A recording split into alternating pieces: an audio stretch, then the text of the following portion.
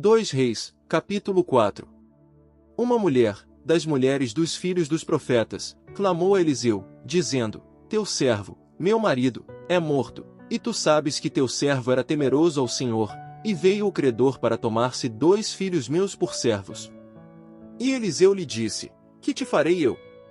Declara-me o que tens em casa. E ela disse: Tua serva nenhuma coisa tem em casa, a não ser uma botija de azeite. E ele lhe disse: Vai, e pede para ti vasos emprestados de todos os teus vizinhos, vasos vazios, não poucos. Entra logo, e fecha a porta atrás de ti e atrás teus filhos, e deita em todos os vasos, e em estando um cheio, põe-o à parte. E partiu-se a mulher dele, e fechou a porta atrás si e atrás seus filhos, e eles lhe traziam os vasos, e ela deitava do azeite. E quando os vasos foram cheios, disse a um filho seu: Traze-me ainda outro vaso. E ele disse: Não há mais vasos. Então cessou o azeite. Veio ela logo, e contou ao homem de Deus, o qual disse: Vai, e vende o azeite, e paga teus credores, e tu e teus filhos vivei do que restar. E aconteceu também que um dia passava Eliseu por Sunem, e havia ali uma mulher rica, a qual lhe constrangeu a que comesse do pão, e quando por ali passava, vinha-se à sua casa a comer do pão.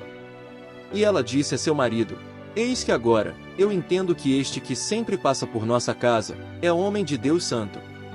Eu te rogo que faças uma pequena câmara de paredes, e ponhamos nela cama, e mesa, e cadeira, e candelabro, para que quando vier a nós, se recolha nela. E aconteceu que um dia veio ele por ali, e recolheu-se naquela câmara, e dormiu nela. Então disse a Geazi seu criado: Chama a esta sunamita. E quando ele a chamou, ela se apresentou diante dele. E disse ele a Geazi: Dize-lhe: Eis que tu tens sido prestativa por nós com todo este esmero, que queres que eu faça por ti? Tens necessidade que fale por ti ao rei, ou ao general do exército? E ela respondeu: Eu habito em meio de meu povo. E ele disse: Que, pois, faremos por ela? E Geazi respondeu: Eis que ela não tem filho, e seu marido é velho. Disse então: Chama-a. E ele a chamou, e ela se parou à porta. E ele lhe disse: A este tempo segundo o tempo da vida, abraçarás um filho. E ela disse: Não, senhor meu, homem de Deus, não mintas para tua serva. Mas a mulher concebeu, e pariu um filho àquele tempo que Eliseu lhe havia dito, segundo o tempo da vida. E quando o menino foi grande, aconteceu que um dia saiu a seu pai, aos ceifeiros. E disse a seu pai: Minha cabeça, minha cabeça. E ele disse a um criado: Leva-o à sua mãe.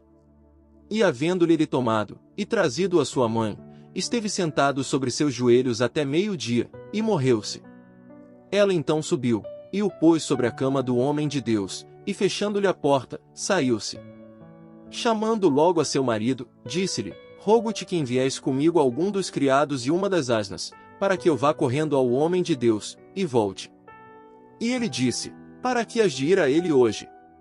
Não é nova lua, nem sábado. E ela respondeu: Paz. Depois fez preparar uma jumenta, e disse ao jovem: Guia e anda, e não me faças deter para que suba, a não ser quando eu te disser. Partiu-se, pois, e veio ao homem de Deus ao monte do Carmelo. E quando o homem de Deus a viu de longe, disse a seu criado Geazi: Eis que a sunamita, rogo-te que vás agora correndo a recebê-la, e dize-lhe: A paz contigo, com teu marido, e com teu filho. E ela disse: Paz. E logo que chegou ao homem de Deus no monte, pegou seus pés. E chegou-se Geazi para tirá-la, mas o homem de Deus lhe disse: Deixa, porque sua alma está em amargura, e o Senhor me encobriu o motivo, e não me revelou. E ela disse: Pedi o filho a meu senhor? Não disse eu, que não me enganasses. Então disse ele a Geazi: Cinge teus lombos, e toma meu bordão em tua mão, e vai, e se alguém te encontrar, não o saúdes, e se alguém te saudar, não lhe respondas, e porás meu bordão sobre o rosto do menino. E disse a mãe do menino: Vive o Senhor, e vive tua alma, que não te deixarei. Ele então se levantou, e seguiu-a.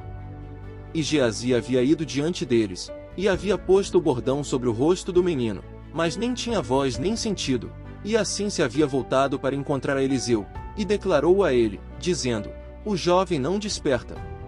E vindo Eliseu à casa, eis que o menino que estava estendido morto sobre sua cama. Entrando ele então, fechou a porta sobre ambos, e orou ao Senhor. Depois subiu, e lançou-se sobre o menino, pondo sua boca sobre a boca dele, e seus olhos sobre seus olhos, e suas mãos sobre as mãos suas, assim se estendeu sobre ele, e aqueceu a carne do jovem. Voltando-se logo, andou pela casa a uma parte e a outra, e depois subiu, e estendeu-se sobre ele, e o jovem espirrou 7 vezes, e abriu seus olhos. Então ele chamou a Geazi, e disse-lhe, chama esta sunamita. E ele a chamou. E entrando ela, ele lhe disse, toma teu filho. E assim que ela entrou, lançou-se a seus pés, e inclinou-se à terra, depois tomou seu filho, e saiu-se.